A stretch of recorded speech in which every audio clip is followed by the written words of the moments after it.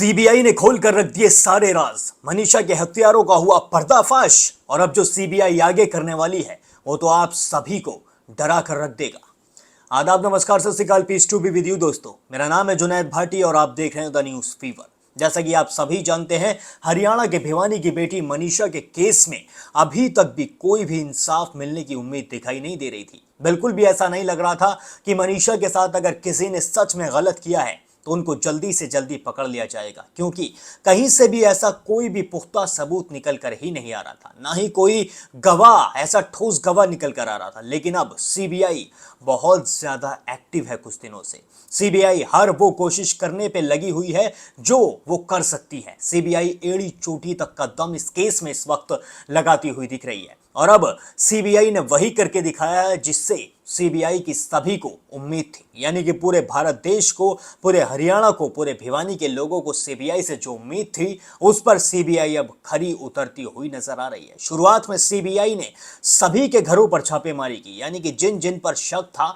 सभी जगह पर सीबीआई पहुंची और वहां पर जाके छापेमारी की, वहां पर पूछताछ की। पूछताछ कम से कम 7 से 8 घंटों तक भी पूछताछ कई लोगों से की गई।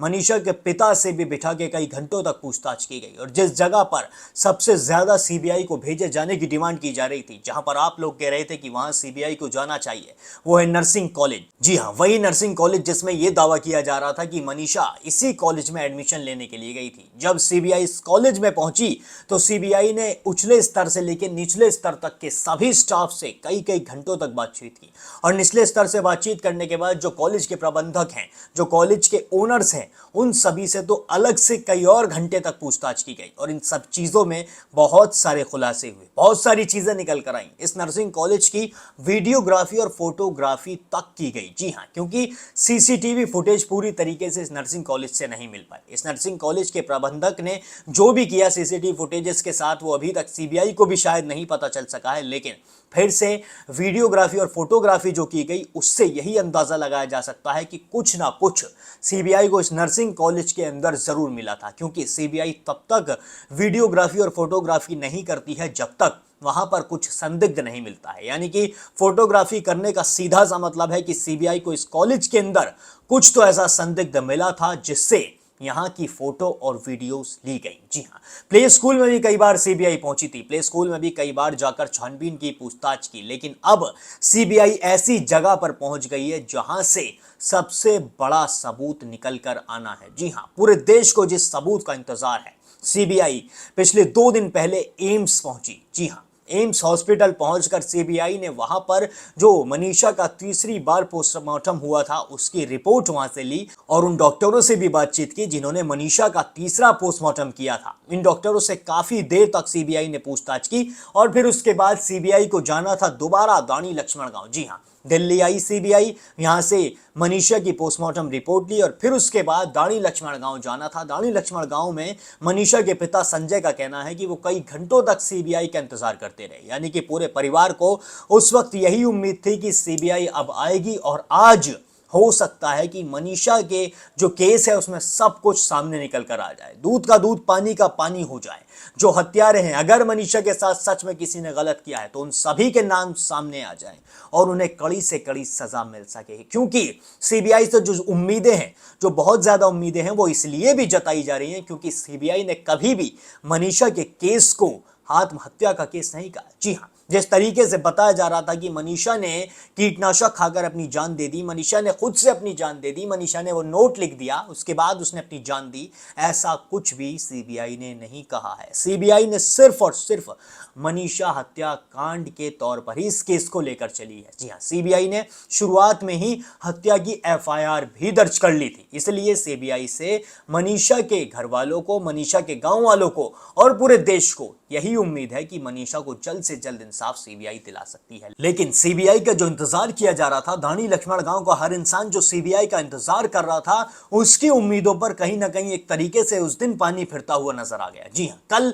पूरा गांव सीबीआई का इंतजार कर रहा था, लेकिन सीबीआई दिल्ली से दानी लक्ष्मण गांव कल नहीं पहुंची। जी हाँ, ये हुआ है। सीबीआई को कुछ ना कुछ ऐसी चीजें दिल्ली में मिल गई जिसके चलते वो दोबारा से दानी लक्ष्मण गांव नहीं पहुंच पाई और अब फिर से पूरा गांव इसी चीज का इंतजार कर रहा है कि सीबीआई वापस दानी लक्ष्मण गांव कब पहुंचेगी, क्योंकि मनीषा के केस को 1.5 महीने से ज्यादा का समय बीत चुका है। 1.5 महीने से ज्यादा समय हो चुका है मनीषा की मौत को, और ऐसे में ये डर भी मनीषा के गांव वालों को, मनीषा के घर वालों को सता रहा है कि कहीं ऐसा ना हो जाए कि मनीषा को लोग धीरे धीरे भूल जाएं। जैसे जैसे वक्त बीतता जाता है वैसे वैसे जख्म जो है वो हरे होते चले जाते हैं।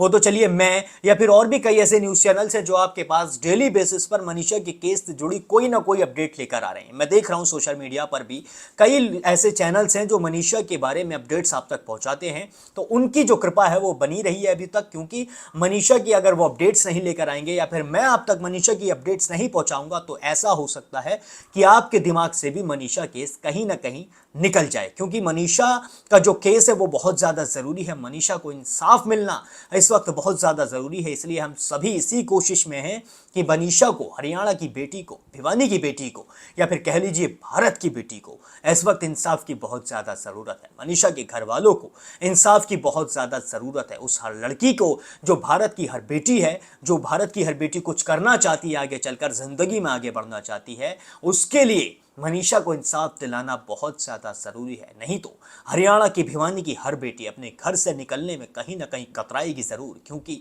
जो ये इंसाफ है ये बहुत बड़ा इंसाफ होने वाला है। और अब सीबीआई से जो मनीषा का परिवार है वो यही उम्मीदें जता रहा है कि सीबीआई जल्द से जल्द दानी लक्ष्मण गांव पहुंचे, और ऐसा हो सकता है कि सीबीआई आज या फिर कल दानी लक्ष्मण गांव दोबारा से पहुंच जाए। और इस बार अगर सीबीआई सीधे प्ले स्कूल पहुंचती है या फिर मनीषा के घर पहुंचती है, वो संजय से छानबीन करती है, संजय से पूछताछ करती है, तो कहीं ना कहीं ऐसा होगा कि सीबीआई फिर से उसी थ्योरी को दोहरा रही है। लेकिन इस चीज में एक और मोड़ है। अगर सीबीआई दानी लक्ष्मण गांव पहुंचते ही सबसे पहले सिंघानी पहुंचती है, यानी कि उस नर्सिंग कॉलेज में पहुंचती है जहां पर दावा किया जा रहा था कि मनीषा की हत्या यहां इसी वजह से हुई है, मनीषा की हत्या इस कॉलेज में आने की वजह से हुई है, अगर इस कॉलेज में सीबीआई पहुंचती है तो कहीं ना कहीं आप जो हैं, आप लोगों की जो राय थी, आप लोगों का जो बताना था कि नर्सिंग कॉलेज में ही कुछ ना कुछ हुआ है, वो कहीं ना कहीं सच साबित होता हुआ नजर आएगा। जी हाँ, क्योंकि सीबीआई अगर आते ही सीधे नर्सिंग कॉलेज में पहुंचती है तो इसका सीधा सा मतलब है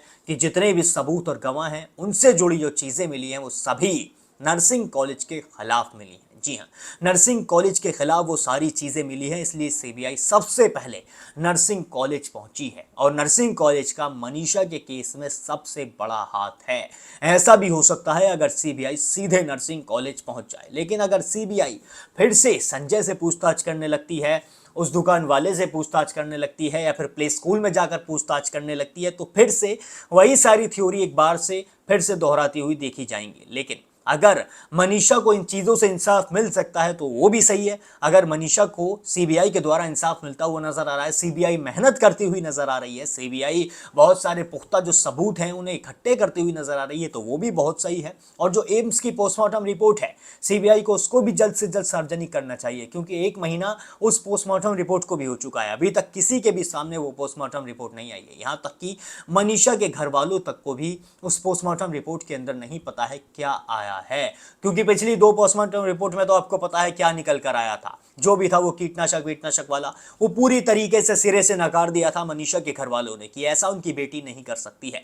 लेकिन अब जो तीसरी पोस्टमार्टम रिपोर्ट है उसमें जो भी निकल कर आया है वो बहुत ज्यादा जरूरी होने वाला है, बहुत बड़ा मोड़ होने वाला है। और तो और मनीषा की मां भी अब मीडिया के सामने आ चुकी है। मनीषा की मां जो बोलने से 1 महीने से कतरा रही थी, जो कुछ भी कहना नहीं चाहती थी, अब मनीषा की मां भी सामने कहती हुई नजर आ रही है कि मनीषा को कहीं ना कहीं कुछ डर तो सता रहा था। मनीषा को ऐसा लग रहा था कि कोई उसका पीछा करता है। जब वो कॉलेज जाती है, फिर प्ले स्कूल जाती है, तो कुछ लोग उसका पीछा करते हैं, उसे छेड़ने की कोशिश करते हैं। ये बताया है मनीषा की मां ने।